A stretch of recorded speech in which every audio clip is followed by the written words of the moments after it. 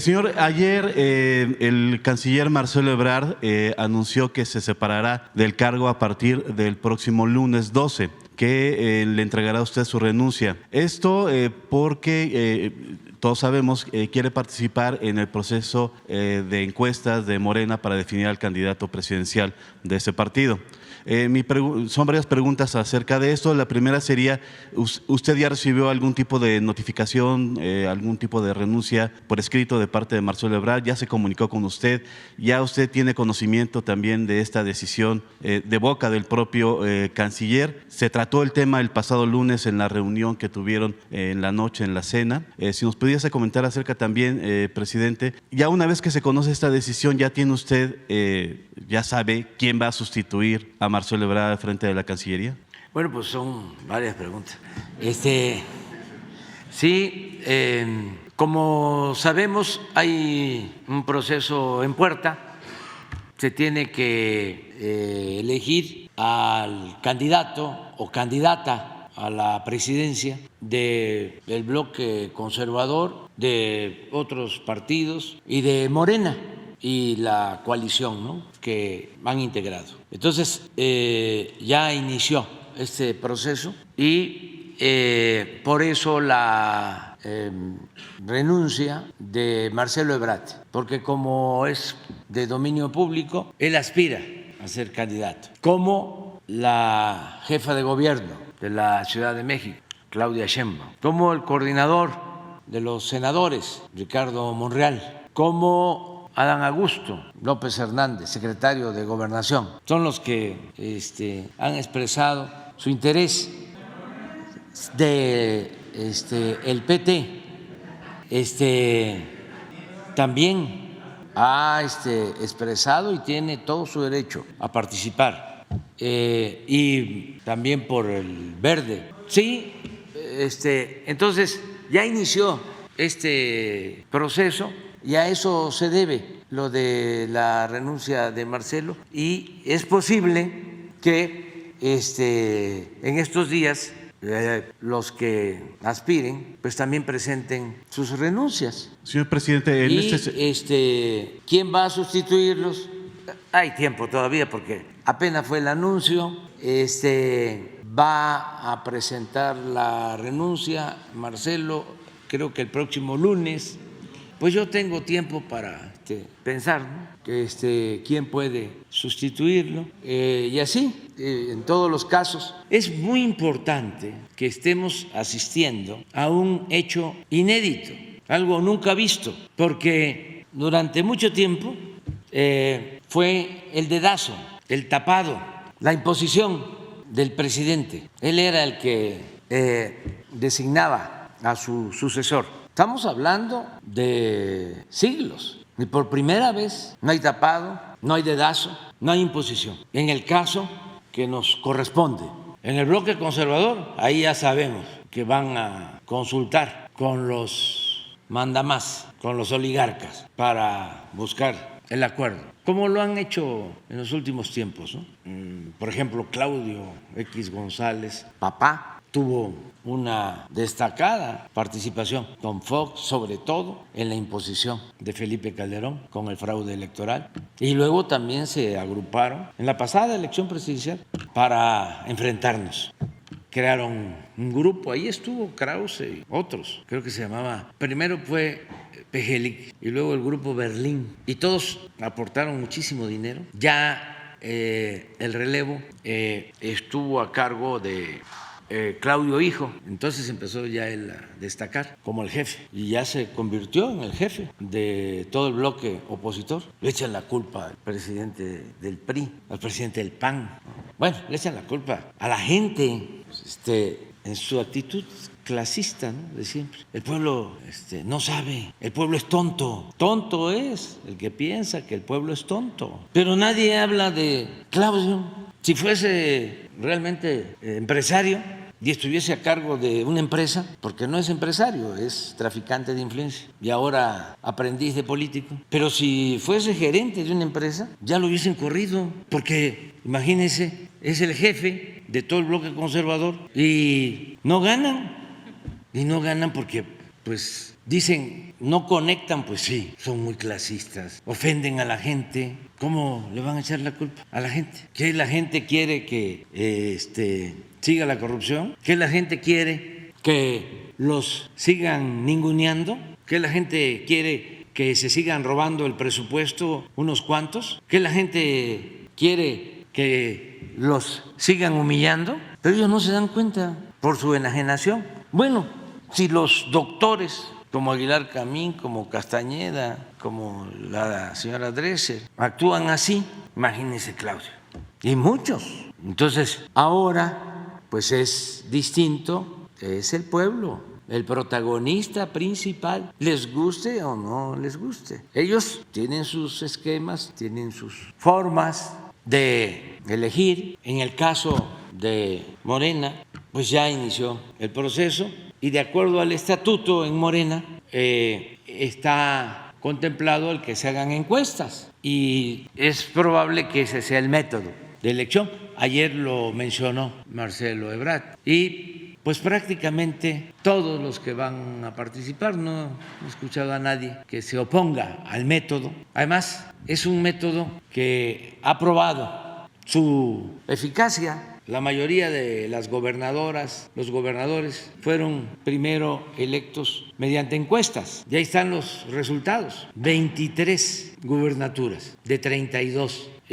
¿No tienes un mapa? Porque esta conferencia la ven hasta en el extranjero. Y entonces ya hay que estar informando, porque si no es mucha la manipulación. Mande.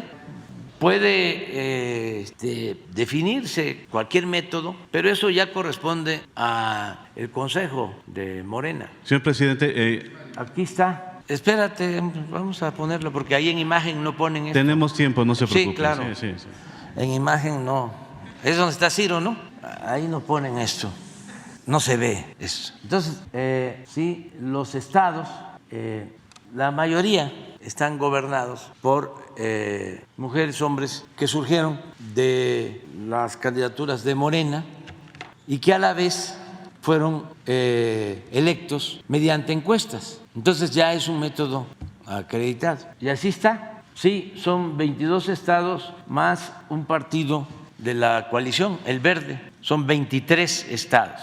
Ya Morena está gobernando con el Partido Verde, que gobierna en San Luis Potosí, está gobernando en 23 entidades federativas donde viven o está por todavía falta el proceso en el Estado de México, pero va a llegar como al 71%. 72.12%, 90.878.235 habitantes. Y esto es por el amor al pueblo, nada más. Ese es un consejo, ¿no?, que les doy a nuestros adversarios del bloque conservador, que le tengan amor al pueblo, que no desprecien al pueblo, que sean humanistas, que no sean prepotentes, que no se sientan superiores, que dejen esas ínfulas de superioridad, el clasismo, el racismo, eres un naco, maloliente, indio patarrajada. ¿Qué es eso? Además de clasismo y de racismo, es inhumano. Se violan derechos humanos con esas actitudes. Y no se puede decir que el que actúa así es cristiano o de cualquier otra religión, aunque vaya a los templos todos los domingos y confiese y comulgue. ¿Dónde está el amor al prójimo? Que es la esencia del humanismo. Pero ya basta. Por ejemplo, lo de los periódicos, lo que mencionó aquí Elizabeth. ¿Cómo? Pero no fue una semana antes. Ustedes seguramente lo notaron. Como estaban en puerta las elecciones del Estado de México y hay mucha influencia de los medios y tenían la posibilidad de manipular, fue un bombardeo.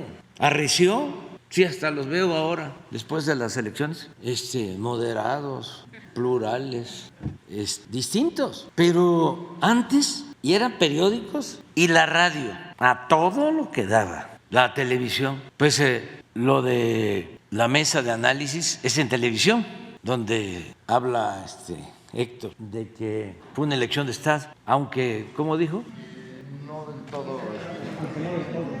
aunque no del todo, aunque no al 100%.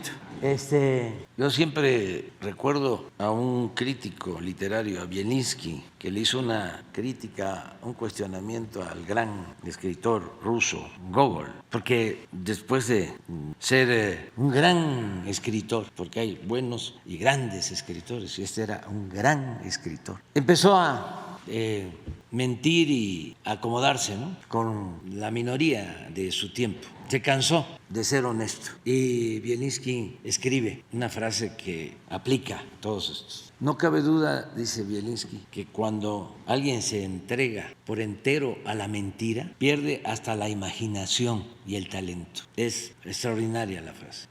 O sea, eran más inteligentes antes. Y entonces, como se echaron a perder por el dinero, pues perdieron la imaginación y el talento y llegaron a esto, lamentable. Entonces, también lo otro, fíjense, hablan de elección de Estado. ¿Por qué no pones cuando el conductor de la radio, lo que mencionó Elizabeth, es un conductor de radio, ¿no?, dan a conocer un poco, porque todo esto estuvo orquestado por el equipo de Claudio X González. Por eso salió, acuérdense que ayer hablamos, o antier, de Alarraqui, que salió como a las 12, 1 de la tarde, ¿no?, a decir que estaban arriba y pero que no había que confiarse, que había que ir a comer y luego a votar, llamando a votar, porque también la doble moral, ¿no?, el doble discurso, supuestamente respetuosos de la legalidad, ¿no?, supuestamente demócratas, respetuosos de las normas del INE, pero en realidad unos falsarios, porque eso está prohibido. O sea, como Fox, un día antes, aunque Fox ya tiene tiempo que no está exacto, pero ¿cómo un día antes a llamar a votar? Bueno, esto es un conductor de radio. ¿De qué radio es, a propósito? Del Heraldo. ¿Se atreven a esto? Miren la hora. 12:47 del día de la elección. Lo mismo de Alarraqui. A ver, miren quién reproduce esto. ¿Puedes poner la siguiente? Sí, a eso voy. Miren, otro paladín de la democracia, con la misma información. ¿Son hipócritas o no son hipócritas? No, ahí en secreto. La opinión es libre. Y ustedes, pero sí es importante que veamos todo esto. Y a los demás, pues, porque no solo es decir, va arriba la candidata de la coalición opositora, sino es hacer campaña con todos los medios. Entonces, eso ya se terminó. No hay, repito, dedazo, no hay tapado, va a ser la gente la que va a decidir. Y estamos iniciando una etapa nueva, porque esto, repito, es inédito. Señor, el domingo se reúne el Consejo de Morena. Seguramente ahí, con base en los estatutos del partido, se determinará que quien quiera participar en este proceso de selección a través de las encuestas tenga que separarse de su cargo. Por eso el canciller se adelantó para hacer el anuncio. En ese sentido, el secretario de Gobernación tendría que hacer lo propio en caso de continuar con ese intento también, la jefa de gobierno y todo aquel que quiera, que ocupe un cargo público de elección popular y que esté interesado en participar, tendría que renunciar a partir de que Morena dé a conocer esta decisión del Consejo, es decir, a partir del próximo lunes. Así es, ya, estoy de acuerdo contigo. Ok. Entonces tendría que recibir usted la renuncia de quien corresponda a partir del próximo lunes. Sí, si en el Consejo de Morena se aprueba el que deben de renunciar, pues así tiene que ser. Okay. Y en lo que corresponde al gabinete presidencial, la gente que se va, que ya anunció que se va, ¿usted haría ahorita un balance de cómo fue el desempeño de ellos a lo largo de su administración? Muy buenos, todos. Es un equipo. Esta no es labor de un solo hombre, es la labor de mujeres, de hombres, del gobierno, pero como ya lo dije, sobre todo del pueblo. Con el pueblo todo, sin el pueblo nada. Solo el pueblo puede salvar al pueblo. Ayer fui a Hidalgo a supervisar obras y a iniciar el programa de IMSS Bienestar. Ahí la gente participando y muy contenta. por lo que se está haciendo. Y entre todos, porque son médicos, son enfermeras, trabajadores de la salud, están ayudando mucho maestras, maestros en la transformación, camineros, esto es constructores, muchos trabajadores de la construcción, fierreros, soldadores. Es la transformación del país. Lo que pasa que cuando estos intelectuales del conservadurismo van a ir a Zacualtipán o a Huejutla o a Putla o a Tlaxiaco, ¿sí? O a Chinipas o a Zongolica. No, aquí están todo el tiempo, o en Nueva York, o en París, o en Londres, o Washington, ¿sí? Son gentes del mundo, internacionalistas, de la aldea global. Entonces, no conocen la idiosincrasia del pueblo de México. Señor, por último de mi parte, ¿qué reporte le dieron hoy en la reunión de Gabinete de Seguridad sobre lo que vimos ayer, el video de lo que sucedió en Nuevo Laredo con la Sedena? Sí, me informaron y ya se está actuando. Al parecer, sí hubo ajusticiamiento y eso no se puede permitir. Nosotros no somos iguales a los anteriores gobiernos. Entonces, cuando hay un abuso, cuando hay un exceso, cuando se violan derechos humanos, tiene que castigarse a los responsables. Y ya se inició el proceso para profundizar en la investigación y ya están a punto de ponerse a disposición los responsables de las autoridades competentes, todos los que participaron. Sí. Antes las masacres se ordenaban desde arriba. La política supuestamente de seguridad, pues la llevaba a cabo García Luna y era la de mátalos en caliente. Era la guerra y a los heridos los remataban y había ajusticiamientos. Estos son casos aislados y cuando se dan, se castigan, no se permiten. O sea que no somos iguales. Pues exceso de fuerza, violencia, buscando enfrentar la violencia con la violencia. Todo esto que se tiene que ir desterrando, pero que se introdujo en el periodo neoliberal. Pues imagínense, Calderón declara la guerra y nombra a García Luna de secretario de Seguridad. Claro que cuando asesinaban, cuando violaban derechos humanos, cuando había masacres, cuando dominaba el narcotráfico, cuando había un narcoestado, no había reportes como los de, ¿cómo se llama este periodista? El más, Jorge Ramos, como ahora. Pero claro, qué bueno que todo esto está saliendo porque esto no se debe de permitir. Nada más que entonces Jorge Ramos callaba como momia, como todos. Ahora es distinto. Ahora Jorge Ramos y sus jefes andan buscando, ¿no? Y si encuentran algo y es una injusticia, se actúa. Se va a analizar, pero de entrada la misma Secretaría de la Defensa está recomendando que se actúe por el presunto delito de ejecución extrajudicial.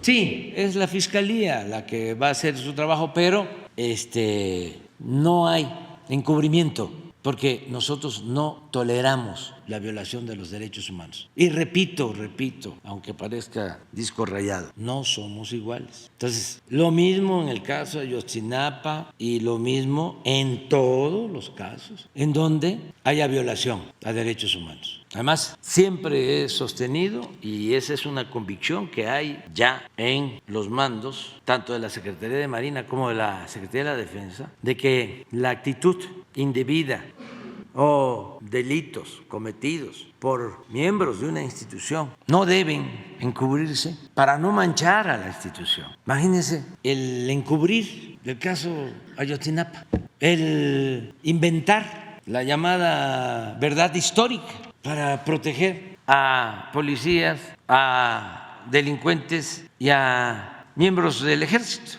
¿Por qué? ¿Por qué no se dice la verdad? Claro que antes, pues, había una red de componendas, de complicidades, había asociación delictuosa y había, pues, un narcoestado. Entonces se tenían que tapar unos con otros.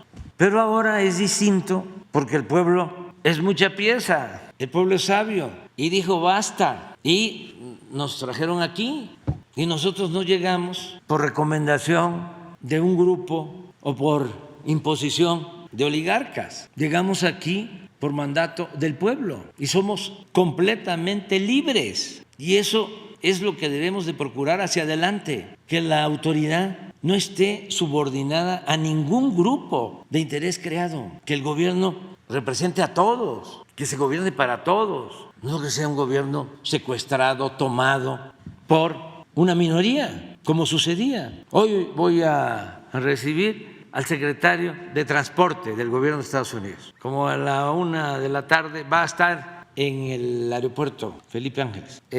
Allá nos vamos a encontrar. No, lo va a esperar el secretario de Relaciones Exteriores, el secretario de la Defensa, el secretario de Comunicaciones, y yo voy a estar después, porque tengo una reunión que concerté con anterioridad aquí en Palacio, pero a las 12 voy hacia el Felipe Ángeles y nos vamos a reunir y vamos a tratar lo de la categoría 1, ¿sí? Porque ya cumplimos todo. Es como hacerlo bajo protesta, pero ¿para qué? ¿Por qué digo bajo protesta? Primero, porque ¿quiénes son los jueces de otro país? ¿Con qué autoridad califican la actitud, el funcionamiento en otro gobierno, en otro país? Primero.